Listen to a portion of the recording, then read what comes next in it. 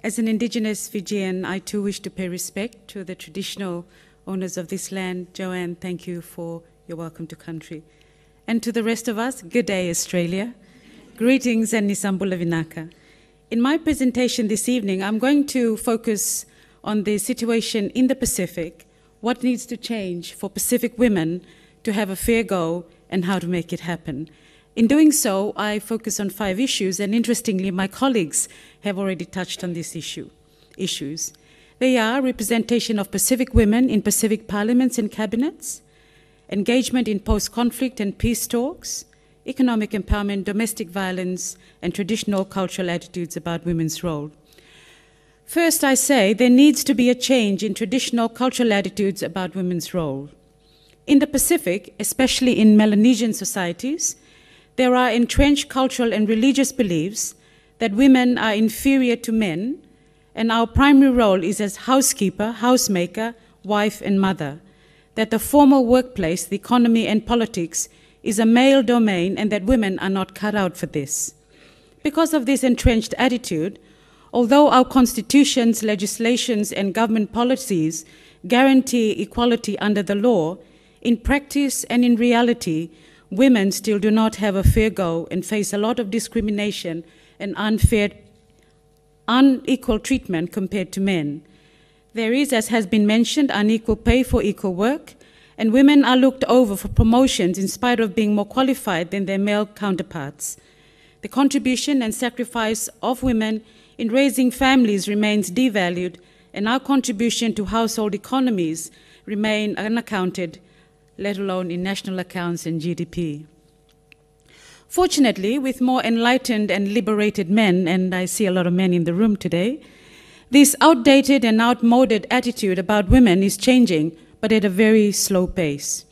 What needs to happen is that we need to instill at a very early age and in schools the equal value of boys and girls.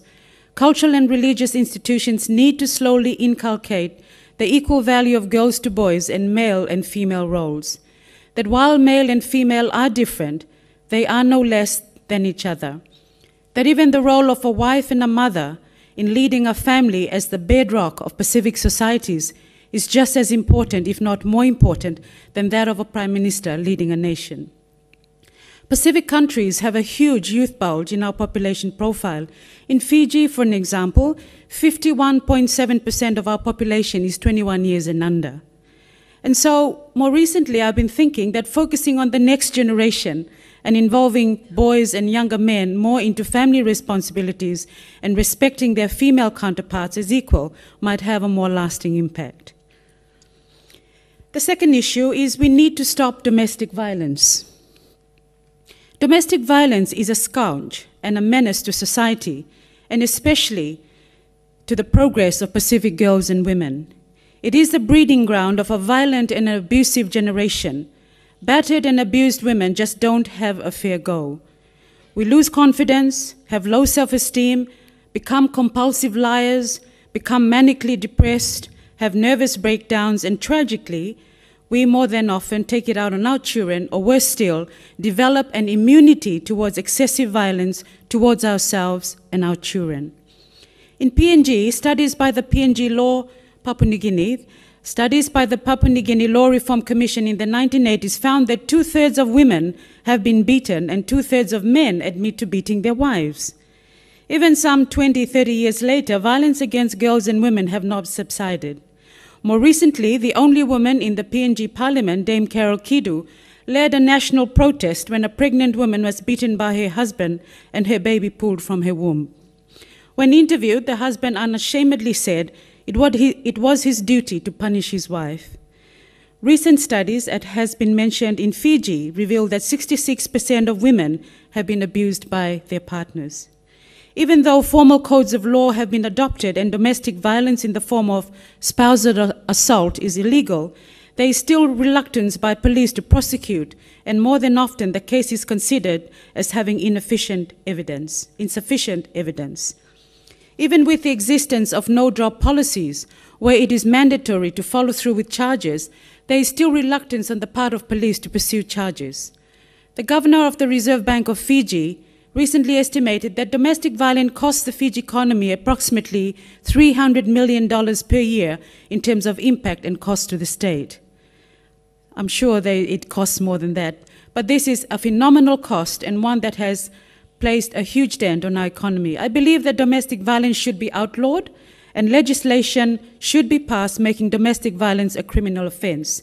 And I'm pleased to note that a few Pacific countries like my own in Fiji and Vanuatu have begun to draft bills along this line. The third issue, as has been mentioned, is that Pacific women need economic empowerment, especially support for entrepreneurial activities to have the means to make a living, as there are very few jobs in the Pacific.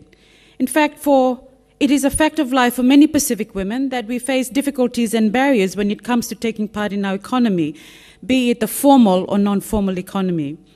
Pacific women are primary producers in agriculture and coastal fishing, yet there is little support and simple technologies made available to assist us become more productive. The majority of the population in the Pacific are rural-based, and women play a key role in the livelihoods of their families. Introduction of microcredit and micro-enterprise schemes have successfully got women into small and medium businesses in some parts of the Pacific. However, in spite of their success and high rates of repayments, women still do not have access to finance and require their husband's consent for lending from finance institutions. A recent study into gender and private sector development issues in the Solomon Islands identified